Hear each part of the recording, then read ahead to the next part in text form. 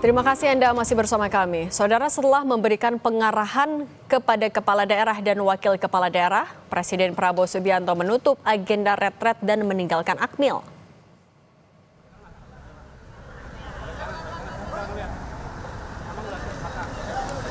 Iring-iringan mobil Presiden Prabowo Subianto tampak meninggalkan Akademi Militer Magelang sekitar pukul 12:45 waktu Indonesia Barat. Melakukan inspeksi pasukan dalam parade senja.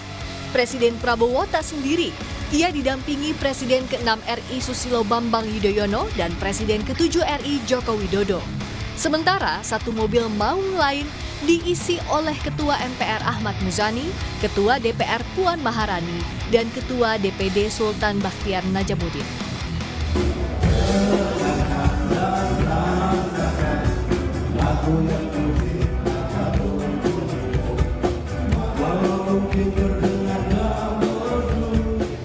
Keakraban para tokoh juga tampak dalam rangkaian retret saat Presiden Prabowo bernyanyi bersama Presiden ke-6 SBY dan Presiden ke-7 Jokowi. Kesan kebersamaan Presiden Prabowo, Jokowi, SBY, dan Puan Maharani saat menghabiskan waktu bersama di momen retret diunggah Presiden di akun Instagramnya @prabowo dengan caption Akademi Militer Magelang, Jawa Tengah. Begitu pula Ketua DPR Puan Maharani mengunggah di akun Instagramnya momen saat naik mobil maung untuk inspeksi pasukan, hingga foto-fotonya bersama Presiden Prabowo Subianto, Presiden ke-7 Joko Widodo, dan Presiden ke-6 Susilo Bambang Yudhoyono. Puan pun menulis, "Janganlah kita lupakan demi tujuan kita bahwa para pemimpin berasal dari rakyat dan bukan berada di atas rakyat," mengutip Bung Karno, penyambung lidah rakyat. Parade senja yang diisi rangkaian pertunjukan ala militer ini berlangsung selama 90 menit sebagai bentuk penghormatan bagi kepala daerah yang telah mengikuti pembekalan retret sejak 21 hingga 28 Februari ini untuk menumbuhkan nasionalisme. Tim Liputan Kompas TV.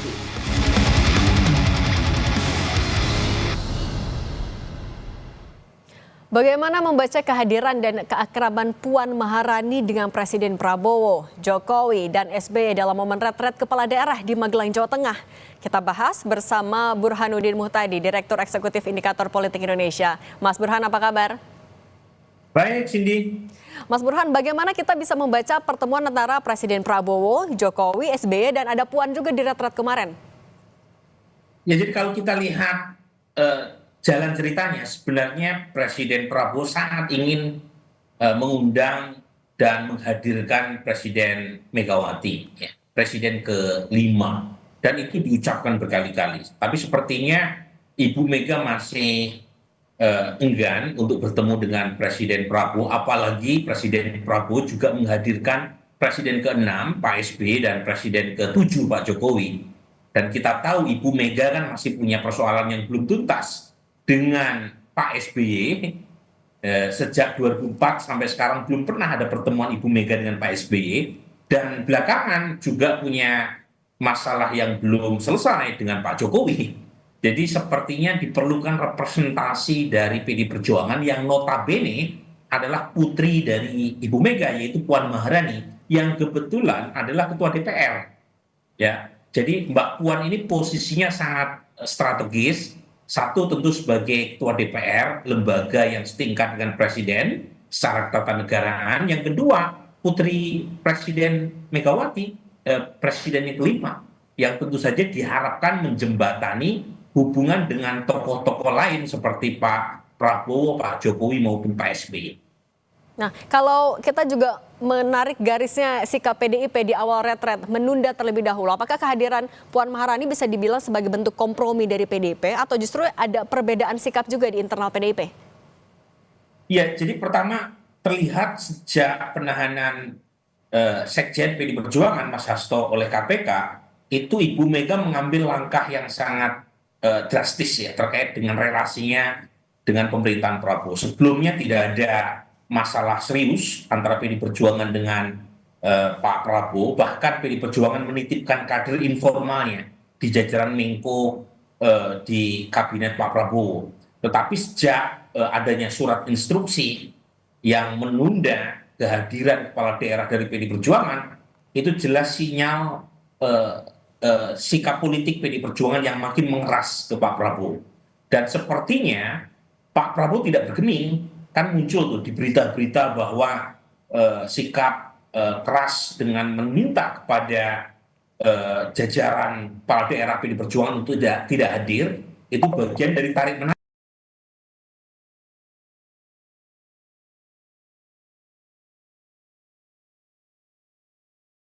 dan Mas Hasto ya. Tetapi sepertinya tidak digubris, dan PD Perjuangan tentu memerlukan semacam pemadam kebakaran.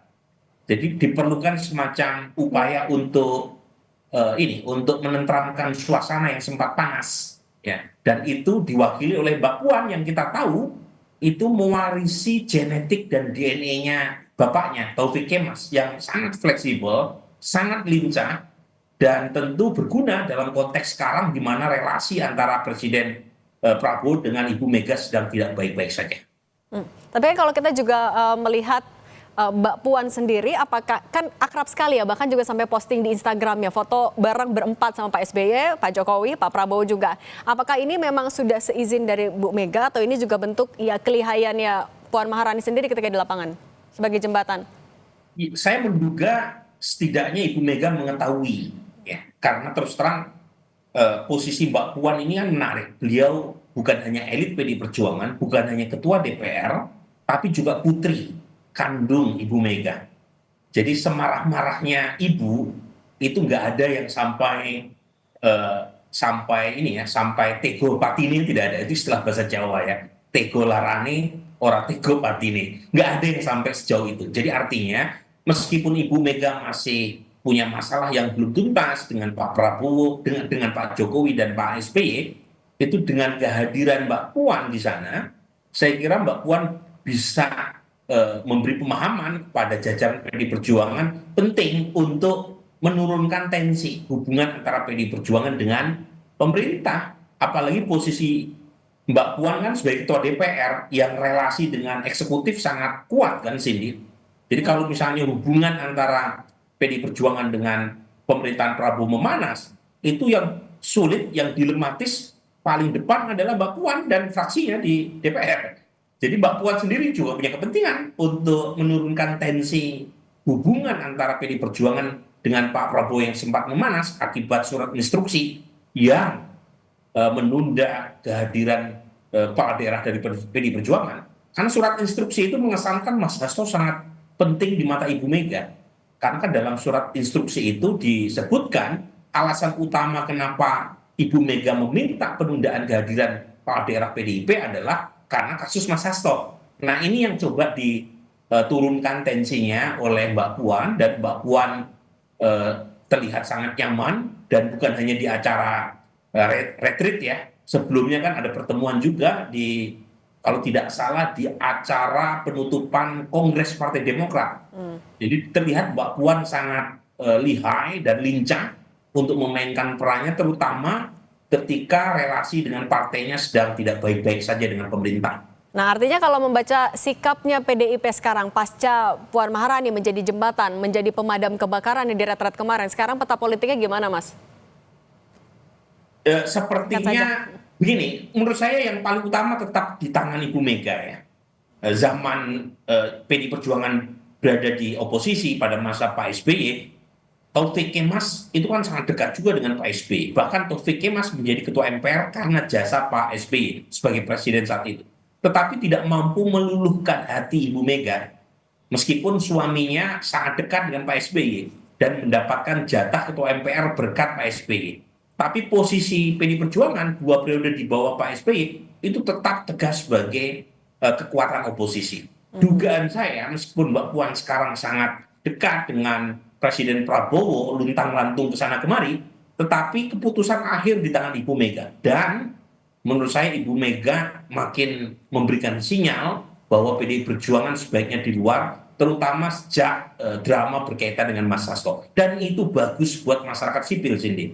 Jadi kita memerlukan mitra di parlemen yang mampu menyuarakan checks and balance. Jangan sampai semua partai masuk ke dalam pemerintahan sehingga kita kekurangan partner, ya, terutama di parlemen dalam rangka proses Awal pengawasan juga kebijakan. terhadap kekuasaan. Oke, masih di tangan Bu Mega, bagaimana sikap PDIP? Mas Burhan, terima kasih sudah berbagi di Kompas Petang, sehat selalu Mas. Makasih Cindy, selamat puasa.